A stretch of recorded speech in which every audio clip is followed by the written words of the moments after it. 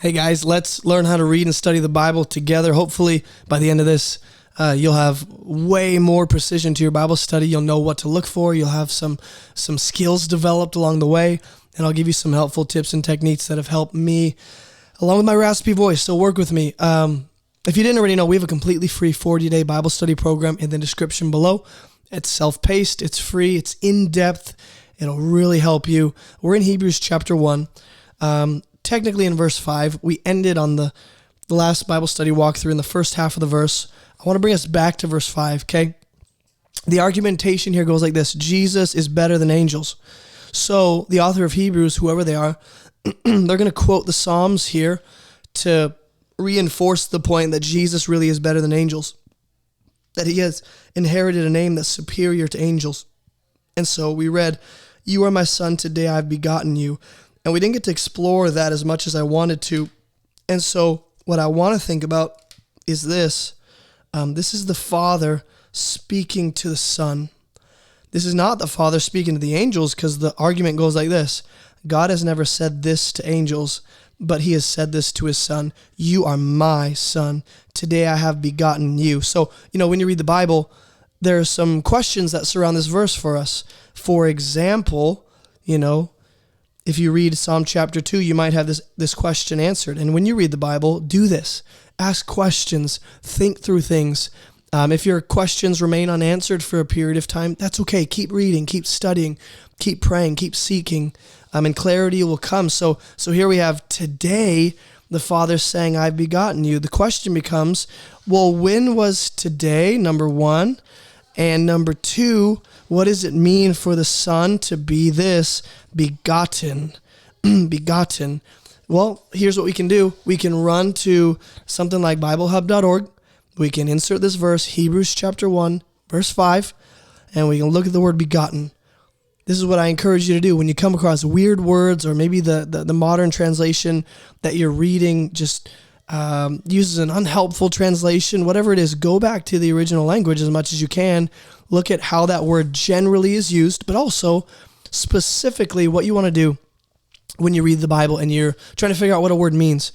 Don't just go to a Greek lexicon. Don't just go to a Hebrew dictionary where you can look at what the word means. Look at the context. The surrounding context often will bring clarity, like a lot of clarity, to the definition or the usage of a word. So we can just do some studying of our own, and we can put on our thinking caps. Let's become detectives. When you read the Bible, do this. Whatever this being begotten is, you can look at a Greek lexicon and go, well, here's what it generally means. You can look at other contexts and compare and contrast, but let's just look at the context. Whatever begotten means, it has to do with sonship, unique sonship, and the Son being distinct from, remember, angels. The argumentation is Jesus is better than angels. So through deductive reasoning, we can get to the conclusion that being begotten has to do with this. Whoever the Son is, we know it's Jesus, but what it means that he's the Son relates to being begotten, or today the Father begetting him, okay? And then you can go look at the words, but look at the surrounding context first, and maybe how the rest of this letter uses that language, and what the author is emphasizing with that word, okay? Because you can look at the definition of a word, but we know that words change meaning based on the context, right? One word can mean something different in three different situations because the context is different. Now, he's going to quote another passage from the Psalms, or again. Okay, this word again means an idea is being repeated. When you see emphasis, like Jesus saying, truly, truly I say to you, or something being repeated, pay attention to it. So what I'm going to do is I'm just going to circle this and go, again. If I didn't pay attention the first time, I should go back and figure out what's being repeated this second time that I missed, right? Because he's saying, again, I will be to him a father, and he shall be to me a son. Now, I don't remember where this is quoted from because I don't have my cross-reference guide right in front of me, but when you come across a quotation from Scripture, when Scripture quotes itself, or an author quotes something else in Scripture, do your diligent research and look at the original context of that verse, of that quotation and reference, right? I will be to him a father, he shall be to me a son.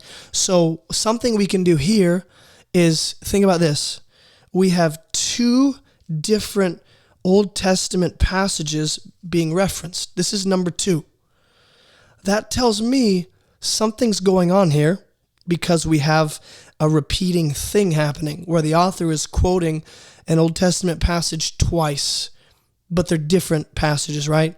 The point is, because these are two quotations, I want to think about what do they have in common. And I also want to think about what's the main point of this chapter. Again, it's Jesus is better than angels.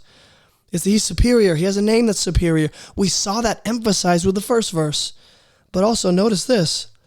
We see the word son again in one verse, because this is technically the second half of verse 5. It's another quotation, right?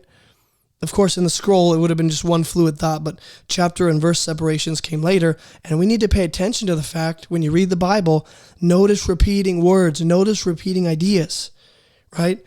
This time, we have this explicit language of the Father saying that he shall be to me a son, right? That sounds a lot like the first quotation here. Today, the Father says, we can just highlight him in blue. The Father says, today I, the Father, have begotten you. That's like the same language used in the second reference in the Old Testament. We have the Father saying that someone who we know is Jesus will be to him a son. So what's being emphasized in the second quotation? It's sonship and God being, and notice when you come to conclusions, when you have revelations, when ideas really hit you, write them down so you can reference them later, so you can see them later when you go back to that passage. So something uniquely powerful about writing down what you notice, what's being revealed to you by God in that moment, and not just going, let me just internalize this in my brain, but writing it down, it solidifies it a little more, makes it a little more concrete, okay? So this word again, what we need to ask is, what's being repeated, right? What's being repeated? And here, we know what's being repeated because he's saying again, let me show you again in the scriptures. Well, God being the Father, Jesus being the Son, and the begetting, he shall be. He repeats those 3 ideas in the second verse, okay? So again, read things in context. That will often bring clarity to what a verse means and help you see things you didn't see before.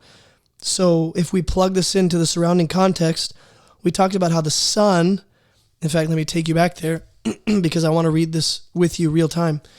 The Son was appointed the heir of all things. So I see a connected idea or another repeating instance of the word son right there. 3 times in 5 verses we see the word son, and I might have even missed one.